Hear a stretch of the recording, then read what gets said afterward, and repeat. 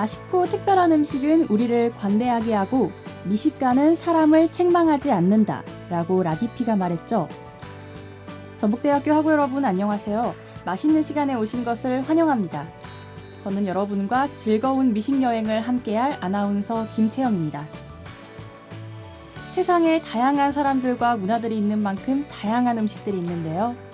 음식과 함께 우리는 삶을 풍요롭고 즐겁게 채워나가고 다른 문화를 알아가기도 하죠. 저희 맛있는 시간에서는 여러분과 함께 다양한 문화에서의 맛있는 음식을 함께 나눠보려고 합니다.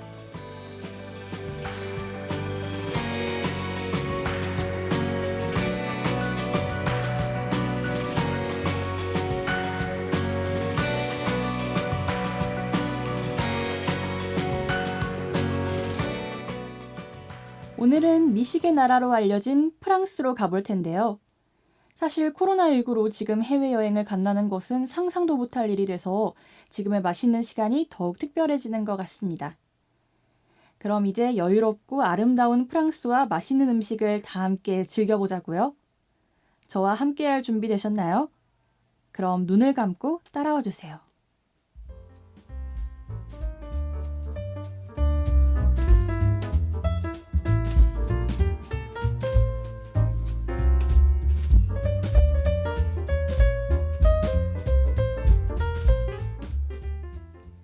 가는 길에 지루하지 않게 프랑스 음식에 대해 소개해 드릴게요. 프랑스의 음식은 귀족의 음식으로 불릴 만큼 정교하고 다양한데요.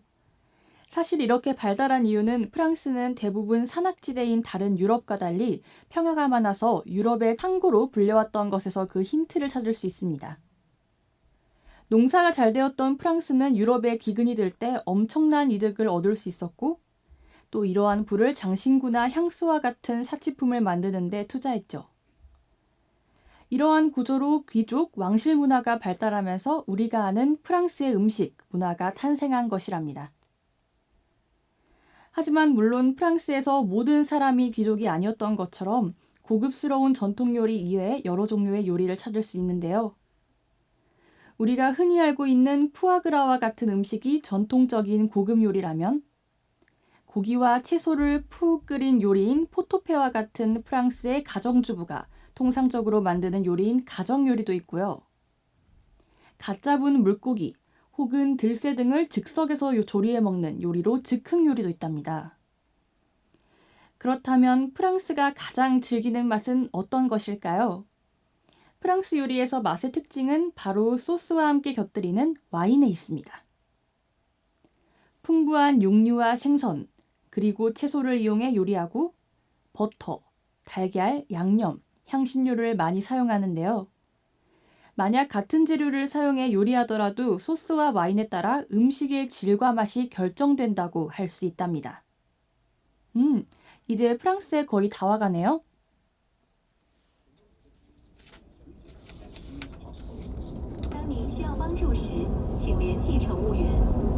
Please contact flight attendants when you need help. 女士们、先生们，感谢您的关注，祝您旅途愉快。 네, 여러분, 프랑스 파리입니다. 오늘 우리는 저기 보이는 식당에서 점심을 먹을 텐데요. 에펠탑이 한눈에 보이는 곳에서 식사라니 저는 너무 기대가 되네요. 여러분도 기대되시죠?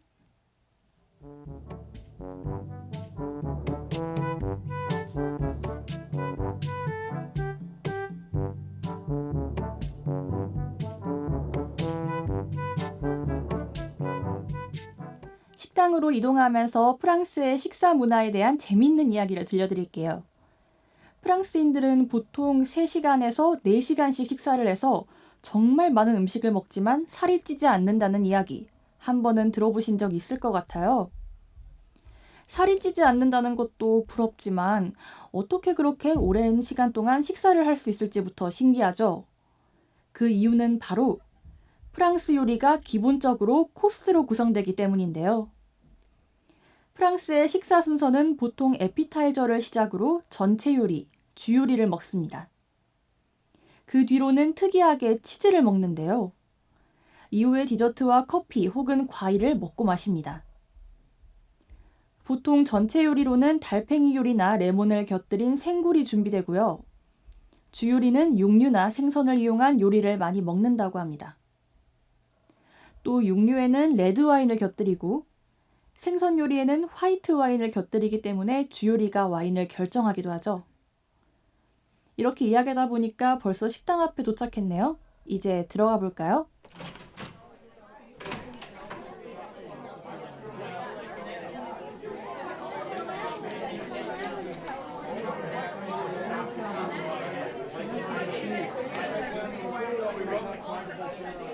들어오자마자 맛있는 냄새가 가득한데요. 메뉴판을 한번 볼까요? 전체 요리와 주요리를 골라야 하는데요. 이 식당에서 유명한 음식은 라따투이, 부야베스인데 그걸로 주문해 볼까요? 라따투이는 전체 요리로, 부야베스는 주요리로 먹을 거예요. 오늘 전체 요리로 먼저 먹을 라따투이는 음식을 가볍게 섞다, 휘젓는다라는 뜻을 가진 프로방스의 방언 라타톨라에서 유래한 이름이라고 해요. 그리고 한 애니메이션의 주인공인 생쥐의 이름으로 유명하기도 하죠. 요리하는 생쥐였는데 아마 배경도 프랑스의 파리기에 다시 생각해보면 참 잘 어울리는 이름이기도 하죠. 이 애니메이션 때문에 실제로 이 라타투이 요리에 대한 관심이 급상승하기도 했다고 해요. 라타투이는 프랑스의 프로방스 지역의 대표 요리인데요. 가지, 호박, 피망, 토마토 등의 채소에 허브와 올리브 오일을 넣고 걸쭉하게 끓여 만든 채소 스튜예요. 그런데 우리가 잘 아는 모양은 재료들을 켜켜이 아코디언 모양으로 접시에 올려서 토마토 소스를 뿌린 후 오븐에 구워 먹는 것이죠. 사실 이 두 번째 방법은 라따투이와 유사한 터키의 전통 요리 이만 바이르디의 레시피를 바탕으로 변형해 만든 것이랍니다. 또 그리고 시간이 지나면서 풍미가 어우러지기 때문에 한 번에 많은 양을 조리해 두고 먹는데요. 또 이렇게 만들어진 라타투이는 파스타로 먹기도 하고요. 사이드 디쉬로 곁들이거나 빵 혹은 밥과 함께 먹기도 한답니다.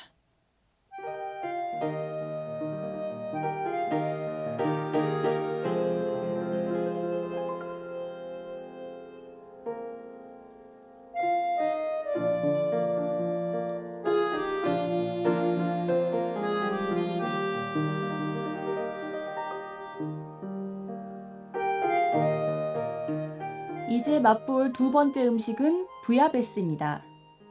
부야베스는 지중해식 생선 스튜로 프랑스의 미르세유 지방 전통 요리인데요. 지금 나온 것처럼 생선 수프를 먼저 먹고 생선을 맛보는 두 코스로 구성되어 있답니다.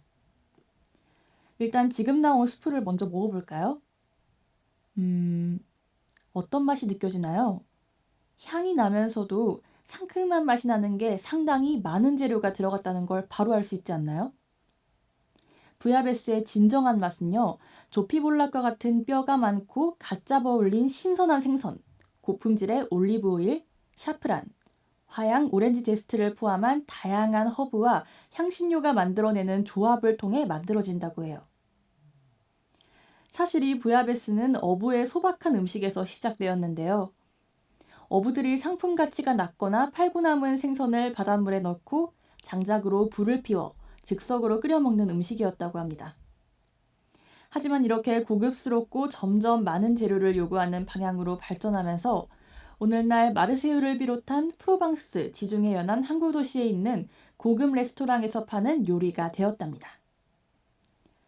심지어 재미있는 사실은 부야베스 위원회도 따로 있어서 부야베스에는 조피볼락, 숭어, 붕장어, 눈동미리, 쏨뱅이, 백쏨뱅이 중 4가지 이상의 생선은 포함해야 한다고 명시하고 있다는 것인데요. 20세기 초에 갑자기 늘어난 관광객 유치를 위해 부야베스의 전통을 무시한 채 가격 경쟁이 난무했던 상황에서 부야베스의 전통성 유치를 위한 노력이었다고 하네요.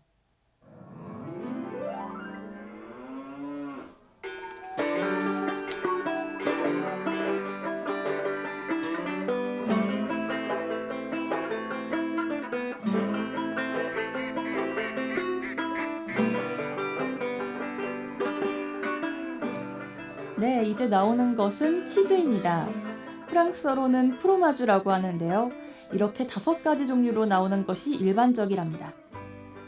프랑스의 미식 문화에서의 치즈의 역할은 매우 큰 비중을 차지하고 있어요.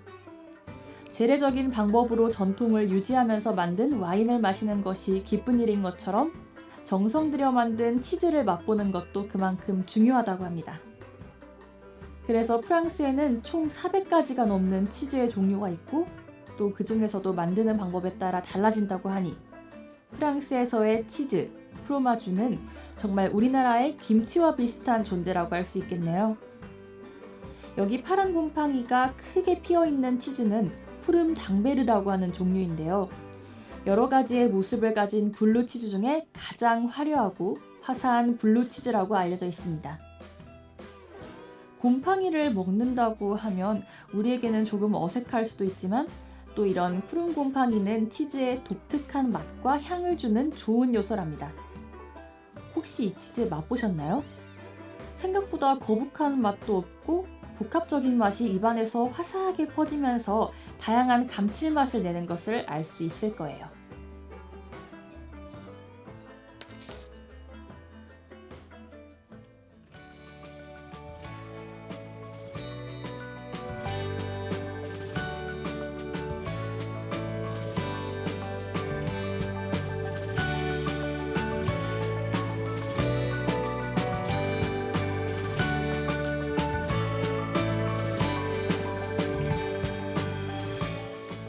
네, 여기까지 해서 오늘의 맛있는 시간 즐겨보았는데요.